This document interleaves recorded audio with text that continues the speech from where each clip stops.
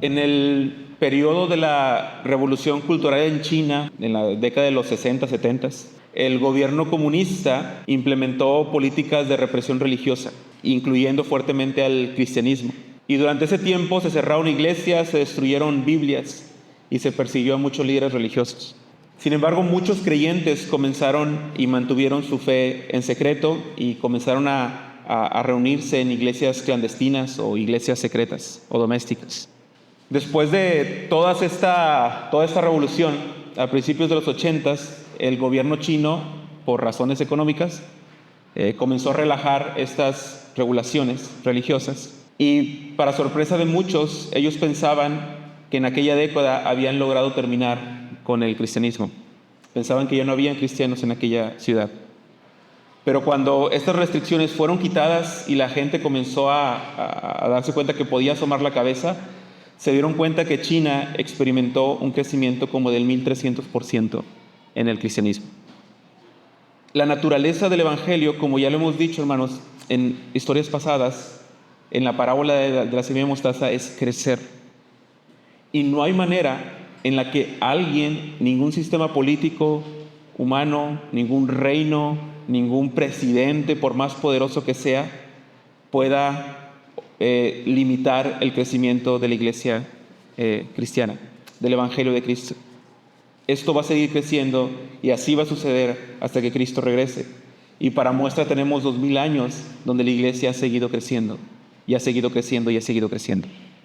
Y aunque siempre se han levantado personas que quieren atentar contra el crecimiento de la iglesia, nunca van a poder detener su avance, jamás. La naturaleza del Evangelio es expandirse. El mensaje del Evangelio de Cristo, tarde o temprano, nos va a llegar a confrontar con nuestro pecado y nos va a obligar a responder quién es Jesús. La forma en la que el Evangelio se extiende a lo largo del mundo no es necesariamente ofreciendo los mismos milagros que al principio, porque históricamente sabemos que esos milagros dejaron de ocurrir con esa frecuencia en la historia, sino que el Evangelio se ha extendido a todos lados con un mensaje unificado. Creen en el Señor Jesucristo, arrepiéntanse y crean porque el reino de los cielos se ha acercado. Entonces, tarde o temprano, el Evangelio va a llegar a todos los rincones de la tierra. Y tarde o temprano, el Evangelio va a confrontar con el pecado a este mundo. Y tarde o temprano, tenemos que responder, ¿quién es Jesús? Entonces, recuerden la parábola del sembrador. La naturaleza del Evangelio es que, aunque son pocos los que reciben la palabra y la escuchan, dan mucho fruto. Ahora, debido a la labor de los discípulos, el nombre de Cristo cada vez es más conocido. Si te fijas, el texto comienza diciendo que el rey Herodes se enteró de esto. ¿De qué es esto? De lo que acaba de suceder hace un momento. Jesús envía a los 12 y comienzan a predicar por toda la región y les dio autoridad para expulsar demonios, para hacer milagros y para sanar a personas. Entonces, todo esto que está ocurriendo llega hasta las élites más altas, hasta Herodes. Aquí el texto lo menciona como el rey Herodes porque era parte de la realeza, aunque solamente tenía a su cargo 2 regiones, la de Galilea y la de Perea. No era un rey de todos, sino era el encargado de reinar ciertas regiones. Ahora, quiero explicarte un poquito brevemente quién es Herodes Antipas, que es el que está aquí. Herodes Antipas es hijo de Herodes el Grande, y Herodes el Grande, ustedes lo van a recordar porque es el que inició la persecución contra Jesús cuando nació en Belén. ¿Se acuerdan de la matanza de los niños porque estaban buscando a Jesús y Jesús huyó con su familia a Egipto? Bueno, ese es Herodes el Grande, el papá de Herodes Antipas que tenemos acá. Y es interesante porque el Evangelio no estaba pasando desapercibido, sino que está llegando a los oídos de la élite de Israel. Según lo que dice 2 Corintios capítulo 5 versículo 10, dice, porque es necesario que todos nosotros comparezcamos ante el tribunal de Cristo para que cada uno reciba según lo que haya hecho mientras estaba en el cuerpo, sea bueno o sea malo. Es decir, hay una verdad que está en el texto y que corre a lo largo de la Biblia, y es que todos en algún momento vamos a tener que enfrentarnos a dar una respuesta al Evangelio. Entonces el Evangelio de Jesucristo ya no solo está en las aldeas, sino que está comenzando a expandirse y expandirse y expandirse la fama de Jesús hasta que llega a oídos de Herodes, el tetrarca. Josh McDowell es un escritor un apologeta o apologista, como le quieran llamar, y uno de sus libros más famosos es uno al que le tituló Evidencia que demanda un veredicto. La idea es que Josh McDowell intentaba contradecir históricamente la verdad de la resurrección de Cristo. Y cuando él fue e investigó las fuentes que había y todos los documentos que había, el que estaba tratando de desmentir todo eso terminó convertido y creyó en el Evangelio de Jesucristo. La evidencia de Cristo, hermanos, nos llama a encontrar alguna explicación. Siempre, la verdad del Evangelio nos va a llamar a encontrar alguna explicación. Y algunos van a creer en el Evangelio, y aunque otros no creen en el Evangelio, los que no creen están obligados a desacreditar y a responder quién es Jesús. Y de eso se tienen un montón de respuestas hoy en día. Gracias a Dios, al menos, aún los no creyentes, aún los ateos o los agnósticos, no pueden negar la existencia histórica de Cristo. Es absurdo negarla porque hay demasiada evidencia, incluso extrabíblica. Pero la meta no es solo decir si Cristo existió o no existió. Eso todos saben qué pasó. Sí existió Jesús de Nazaret. Pero la pregunta con la que se tiene que enfrentar el mundo es ¿quién es Jesús? Y la pregunta con la que tú y yo nos tenemos que enfrentar es esta: ¿quién es Jesús? Y en la primera sección quiero mostrarte la respuesta de Herodes. Versículos 14 al 16. ¿Qué es lo que escucha Herodes? Al escuchar que el nombre de Jesús comenzaba a sonar, se había hecho célebre y la gente decía lo siguiente. La gente decía: Juan el Bautista ha resucitado entre los muertos, por eso es que estos poderes milagrosos actúan en él. La explicación de la gente al ver lo que Jesús hacía no era decir es el Hijo de Dios, es el Mesías prometido, no, sino que decían el último profeta bueno que hubo por aquí fue Juan el Bautista. Y es chistoso porque no se menciona que Juan el Bautista haya hecho milagros, pero esta gente llegaba a una conclusión: es Juan el Bautista que ha resucitado. Y aquí nos acaban de dar una noticia que a lo mejor nos habían dado. Juan el Bautista murió para ese tiempo. Y ahorita vamos a ver cómo murió. Lo otro que decían es que era Elías. Elías, este profeta anunciado que había hecho milagros en el pasado y que se había profetizado, según Malaquías, que iba a regresar y que iba a venir y que iba a preparar el camino del Señor. Alguien como Elías, alguien en el espíritu de Elías. Y quieren decir que ese profeta es Jesús. Pero todos sabemos ya, desde el capítulo 1, que esa profecía de Malaquías se cumplió ¿en quién? En Juan el Bautista. Juan el Bautista fue aquel que preparó el camino para el Mesías. Entonces, fíjate cómo Marcos nos está mostrando ideas que tiene la gente, que tú y yo que hemos venido leyendo el Evangelio de Marcos decimos, no, respuesta equivocada. Más adelante le va a preguntar a Jesús a sus discípulos, ¿quién dice la gente que soy y quién dicen ustedes que soy? Pero hasta aquí mira lo que está diciendo la gente. Es Juan el Bautista que ha resucitado, es Elías, y otros decían, no, solamente es alguno, es un profeta como los antiguos profetas que vinieron a hablarnos en nombre de Dios. Pero Herodes tiene su conclusión. Herodes escucha estas tres posibilidades y Herodes tiene su conclusión. ¿Y cuál es la conclusión de Herodes? Versículo 16. Al oír esto, Herodes decía, Juan, a quien yo decapité, ha resucitado. Esto nos hace pensar mucho en la fe supersticiosa que tenía Herodes. Y estaba lleno de mitos y leyendas en aquel momento. Para que entiendan esta expresión, es como cuando nosotros, no sé, alguna tía que le encantaban las historias de fantasmas y todo eso, te decía, te van a venir a jalar las patas, ¿se acuerdan? Que alguien que ya se murió, si hablábamos más de él, nos iba a venir a jalar las patas. Bueno, era algo parecido lo que estaba pasando con Herodes.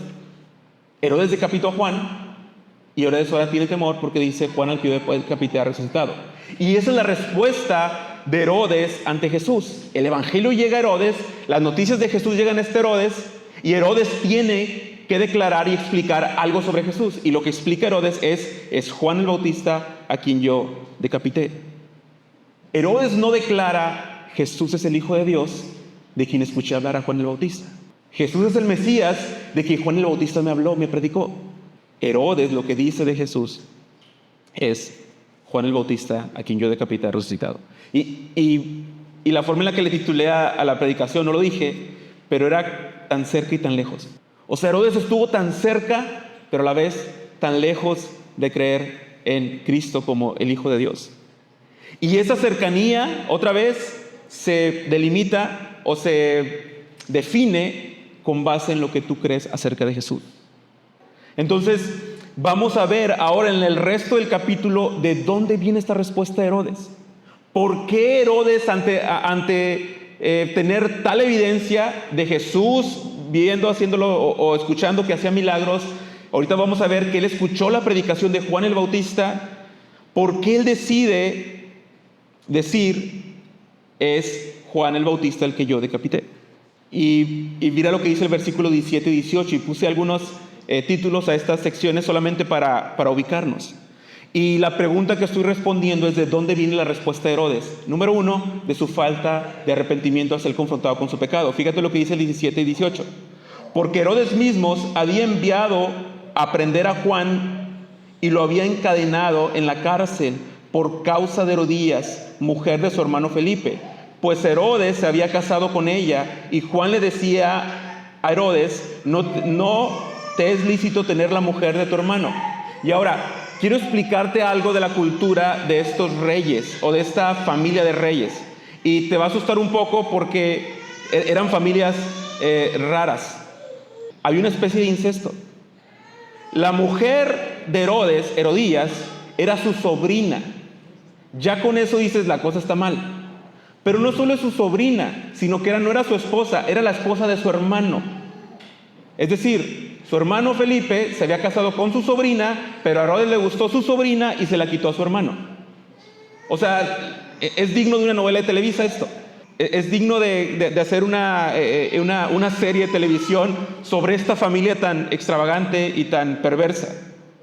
Y Juan lo que hace es acusar el pecado de Herodes. Le dice, no te es lícito tener a la mujer de tu hermano. Y el texto dice que por causa de Herodías, Herodes mete a Juan en la cárcel y lo encadena. Y podríamos decir que Herodes era manipulado por su esposa, que tenía falta de carácter, que era inseguro. Y haríamos todo un análisis psicológico e incluso patológico y posiblemente tendríamos la razón. Pero la razón de todo esto no es que Herodes es inseguro. La razón de todo esto es que Herodes no se arrepintió de su pecado. Hermanos, nadie va a llegar ante el tribunal de Cristo y podrá decir, es que te acuerdas que soy un poco temeroso y inseguro para tomar decisiones, por eso hice aquello, me faltó un poquito de valor para decirle a mi esposa, no lo voy a meter a la cárcel a Juan. Nadie va a poder decir ante el tribunal de Cristo, Dios, si no obedecí tu palabra, es porque hice un test psicológico de qué animal soy y me salió que era un tigre. Y los tigres somos orgullosos. Y tuve que aprender a lidiar con mi orgullo porque era parte de mí. Es que como yo de niño viví de tal o cual manera, por eso no obedecí tu palabra. Por eso decía tal o cual cosa. Hermanos, este tipo de excusas para no ser obedientes a la palabra del Señor, desde una perspectiva humana son razonables. Si tú y yo fuéramos los que vamos a estar ante un juez, sería razonable escuchar que alguien abandonó a su esposa o que alguien abandonó a su esposo porque había cosas incompatibles e irreconciliables. Podría sonar razonable que una señorita aborta a su hijo. En un plano humano pareciera razonable las excusas, aunque no lo son. El problema es que no vamos a compadecer ante un tribunal humano, sino ante un tribunal de Cristo. Y debido a la verdad gloriosa del Evangelio, tus excusas y mis excusas para no ser obediente a Cristo no van a sonar muy bien ante Él. Y te voy a explicar por qué no van a sonar muy bien ante Cristo. Porque cuando le demos las explicaciones a Cristo, y voy a imaginarme esto, posiblemente Él nos dirá, yo sé todo lo que estás contando. Pero a eso se le llama pecado. No es que eres un tigre orgulloso, es que eres orgulloso, eres pecador, eres egoísta. Por eso abandonaste tus responsabilidades como padre, porque no querías sacrificarte más por tus hijos o por tu familia. Pero Jesús también nos dirá, pero se te olvida que en la cruz del Calvario yo di mi vida y vencí todo el pecado y toda la muerte. Y en mí había salvación y en mí había perdón. Hay personas que van a llegar ante Cristo con excusas, pero no hay excusa que valga. Es muy sencillo. La razón por la que Herodes está rechazando ser obediente a la palabra de Dios es porque no quiere reconocer su pecado. Y de ahí se desprende todo lo demás. pero sencillamente es porque él no quiere arrepentirse de su pecado. Todos llegaremos a dar cuenta de nuestro pecado. Por eso es un poquito frustrante a veces que tratemos de explicar psicológicamente tantas cosas que no hacemos como padres, o que no hacemos como hijos, o que no hacemos o que no hacen como esposas, o que no hacemos como esposos.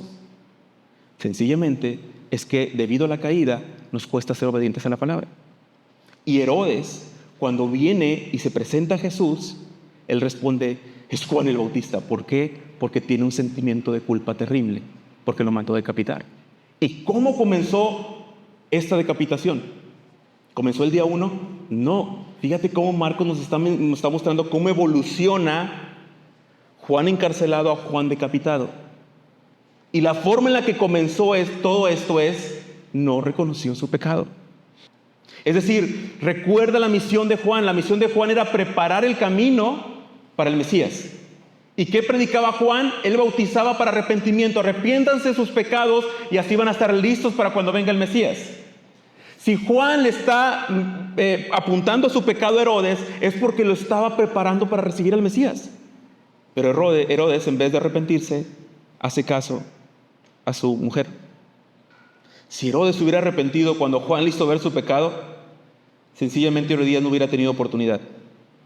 Si Herodes cede a la petición de Herodías, es porque desea seguir en su pecado, porque no está dispuesto a dejar a Herodías. Hermanos, nuestra mayor lucha generalmente es con reconocer que somos pecadores, y que aún que tú y yo hemos sido lastimados o hemos sido ofendidos, eso no hace que dejes de ser pecador. ¿Me estoy dando a entender en eso? El pecado está impregnado en nosotros, y la única salvación que tenemos es Cristo, que nos viene a salvar de ese pecado. Entonces Juan le dice: ¿no te dice tener a esa mujer? Y Herodías, enojada, Herodes cede y meten a Juan en la cárcel. ¿Por qué respondió? ¿De dónde viene la respuesta de Herodes? Y vamos al 19 al 20. Y la respuesta viene de cómo escuchó Herodes la palabra. ¿Te acuerdas de la parábola del sembrador? Aquí hay un eco importante, aquí hay una relación importante. Los que escuchan la palabra, los que caen en buena tierra, da fruto al 30, al 60 y al 100 por uno. Entonces, fíjate cómo lo expresa el 19. Herodías tenía rencor y deseaba matarlo, pero no podía, porque Herodes temía a Juan, sabiendo que era un hombre justo y santo, y lo mantenía protegido. Cuando le oía, se quedaba muy perplejo, pero le gustaba escucharlo. Fíjate esta ventanita de oportunidad que nos muestra Marcos. Y podríamos pensar, y decimos: mira, Herodes era casi cristiano, tan cerca y tan lejos. Hasta podríamos ver a Herodes como alguien bueno, porque no permite que su mujer mate a Juan. Y ahí estamos los cristianos, cuando un político dice algo de la Biblia, decimos: ese es cristiano, ¿verdad? Sí, hay que votar por él. Yo he estado, contra mi voluntad, en otro tiempo, en reuniones donde políticos citan a pastores para hablar con ellos. Les digo algo: los políticos son buenísimos hablando y saben exactamente qué decirle a los pastores. Es impresionante. Hasta yo digo, me convierto, sí, yo creo, yo voy. Es impresionante. Pero muchas veces vemos estas escenas y pensamos: casi, es un buen hombre, casi. No, Herodes no es un buen hombre. Herodes está actuando en base a su pecado. Y estos pinceladas que se ven como de Herodes tratando de no matar a Juan, solamente es una pincelada del sentido de culpa, de su propia conciencia humana, que al menos él sabía que Juan no había hecho nada malo y que Juan era un hombre de Dios. Dice que era un hombre justo y santo y lo mantenía protegido. La pregunta es: ¿por qué lo mantiene protegido? ¿Te ha pasado que muchas veces tú mismo dices: bueno, mira, no soy tan buen cristiano, así que tú digas cristiano, pues no? Pero la vez pasada que pidieron ayuda en la iglesia, pues yo fui, les eché la mano. Ayuden esto, ayuden aquello. La vez pasada ocupaban esto y yo lo proveí. Entonces como que a lo mejor decimos, miren, estamos haciendo política con Dios, ni muy, ni tan. Vamos a darnos cuenta al final que eso no es suficiente. Vamos a darnos cuenta que esto que está haciendo Herodes no le generó ningún fruto espiritual. ¿Por qué? Porque dice que cuando le oía se quedaba muy perplejo, muy inquieto. Esto hace referencia a que Herodes entendía la palabra. Esto hace referencia a que Herodes escuchaba la palabra y posiblemente, tal vez, hasta como lo decía, la recibía con gozo. Como decía la palabra del sembrador. Pero por las piedras no hacía ningún fruto en él. No daba ningún fruto en él. Si Herodes hubiera escuchado con atención y con fe la palabra de Juan, le habría guiado a Jesús el Mesías. Ya lo dijimos, recordemos el capítulo 1. La predicación de Juan no era que Juan predicaba de cualquier cosa. No era que Juan predicaba de, no sé, de tips de vida o de cómo ser mejor trabajador, de cómo sacarle provecho al tiempo. Juan tenía un único mensaje y es: el Mesías viene, arrepiéntanse, bautícense. Después de mí viene uno que es mayor que yo, al cual no soy digno de desatarle la correa de sus zapatos, de sus sandalias, perdón. Este era el único mensaje de Juan. Y por eso podemos estar seguros que cuando Juan fue y le predicó a Herodes, no fue y le dijo: Herodes, tengo un sermonzazo, 5 tips para ser un mejor rey. No, la única misión de Juan era preparar a la gente para encontrarse con el Mesías. Y por eso dice que se quedaba perplejo, se quedaba inquieto. Pero a pesar de que se quedaba inquieto, le gustaba escucharlo. ¿Te fijas otra vez? Tan cerca, pero tan lejos. Y si Juan confrontó a Herodes con el pecado de adulterio, era para prepararlo para conocer a Cristo. Pero otra vez, ¿cómo escuchó? ¿De dónde viene esta respuesta de Herodes? De cómo escuchó a Juan, de cómo escuchó la palabra. Y finalmente, ¿de dónde viene esta respuesta? Y otra vez cerramos: de su lujuria y de su orgullo.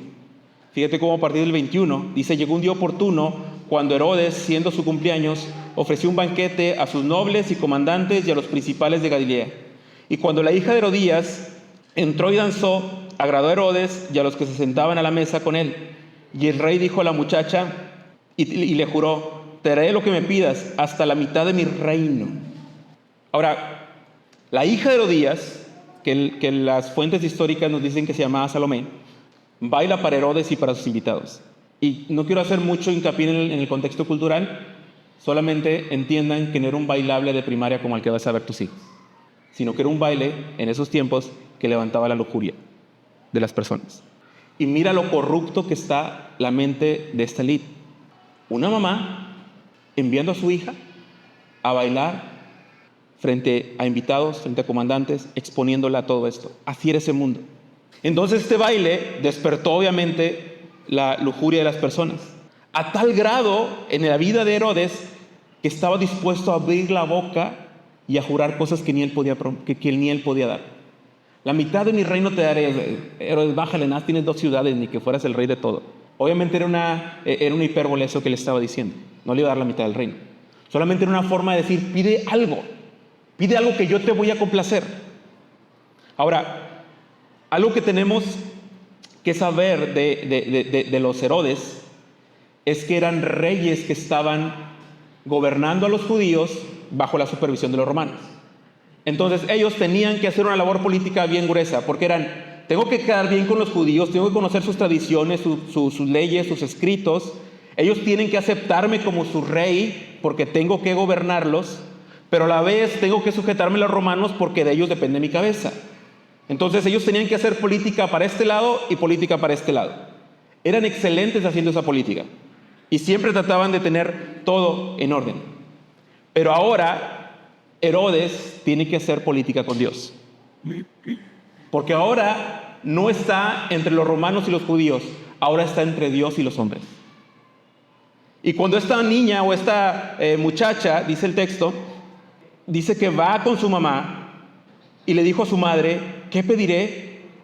Y la mamá de Herodías, como estaba bien enojada con Juan, tenía mucho odio contra él, le dice: la cabeza de Juan el Bautista. Le respondió ella. Enseguida ella se presentó. En ese momento, rápidamente, fresca la promesa, fresco el juramento, la mujer le dice: quiero que me des ahora mismo la cabeza de Juan el Bautista en una bandeja. Y fíjate el 26.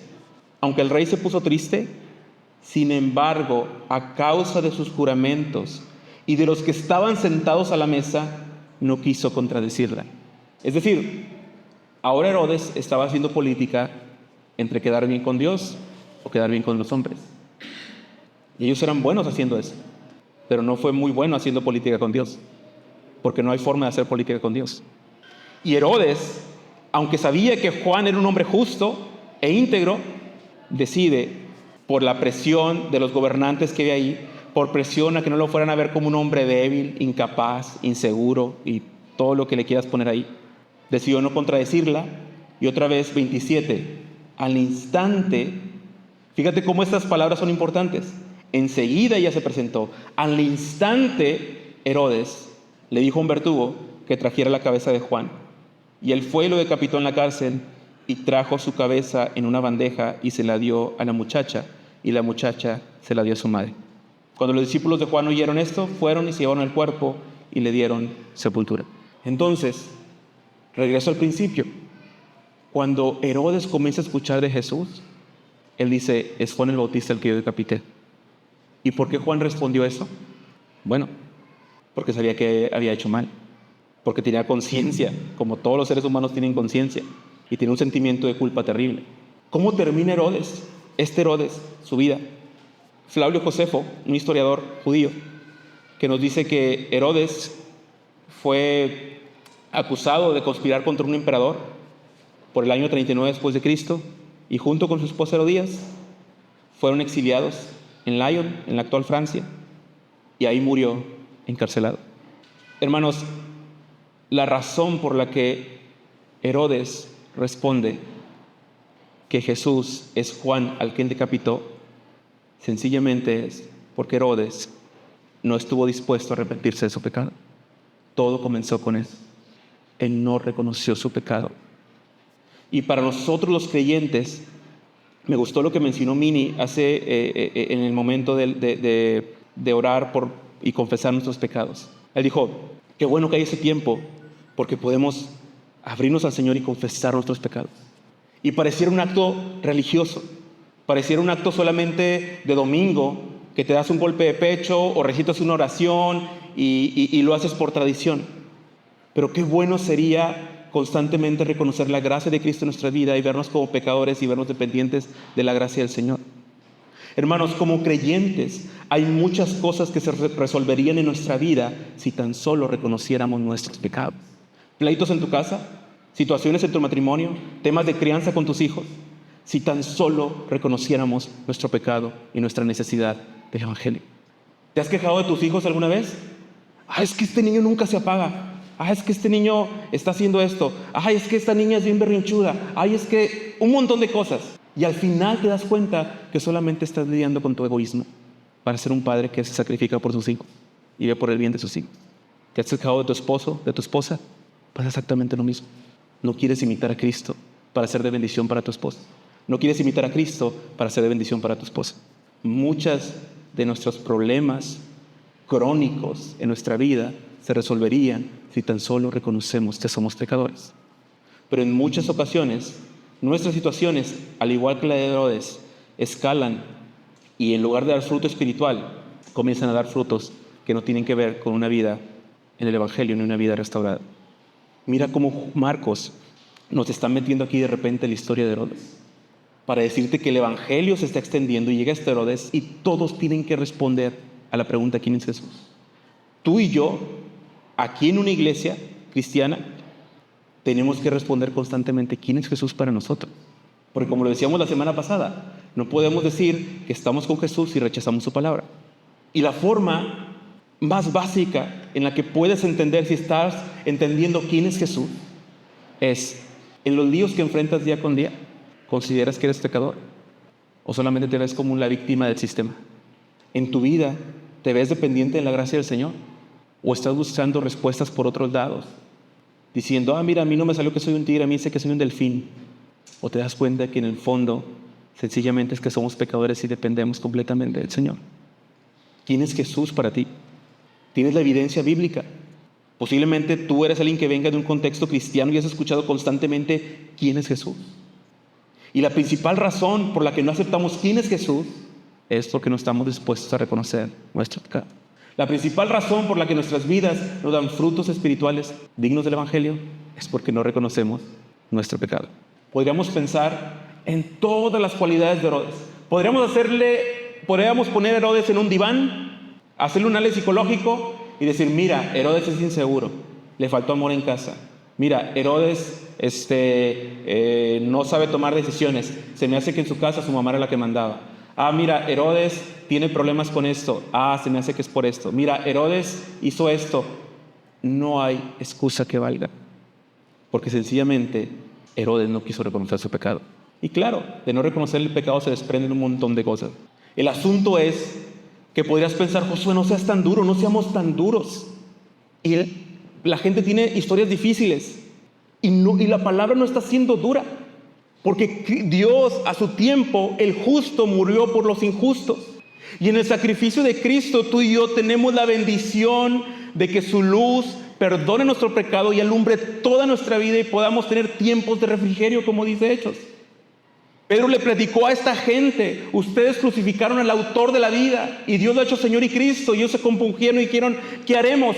Crean en el Evangelio, arrepientan de sus pecados, bautícense para que vengan tiempos de refrigerio. Porque la razón por la cual la condena se hace grande por no reconocer tu pecado es porque la solución es por gracia. Ni siquiera el Evangelio te está pidiendo arreglar todas tus situaciones psicológicas, mentales o lo que sea o de tu pasado. La psicología te lleva a explorar tu pasado y a encontrar culpables de tu pasado. El Evangelio no te está pidiendo encontrar eso. El Evangelio te está diciendo, cree y tu pecado es perdonado, cree y tu vida es transformada, obedece la palabra y hay salvación, hay restauración para tu vida. Y la sangre de Cristo en la cruz del Calvario, la que cantábamos hace un momento, que nos puede dar perdón, que nos puede dar un nuevo corazón, es más poderosa que cualquier test de animales psicológicos. Y lo digo en broma porque sé que ustedes no hacen esos test, pero sé que todos tendemos a confiar en otra fuente de sabiduría que no es la palabra. ¿Cuánta falta hace que comencemos a hablar con nuestros hijos y decirles, hijo, ¿sabes por qué no obedeces a tu papá? ¿Sabes por qué te cuesta tanto a veces obedecerme? Porque eres pecador. Pero, hijo, si tú pones tu fe en Cristo Jesús, tus pecados van a ser perdonados. Entonces, ¿sí puedo ver la tele? No, como que el castigo no. O sea, no vas a ver la tele. Solamente estaba predicando el Evangelio. Hermanos, tarde que temprano, mientras más escuchamos el Evangelio, vamos a tener que responder a esa pregunta, ¿quién es Jesús? Y la mayor respuesta es Jesús, el Hijo de Dios, que puede perdonar tu pecado. Así que arrepiéntete y ven a Él. Seas creyente o no seas creyente, arrepiéntete y ven a Él.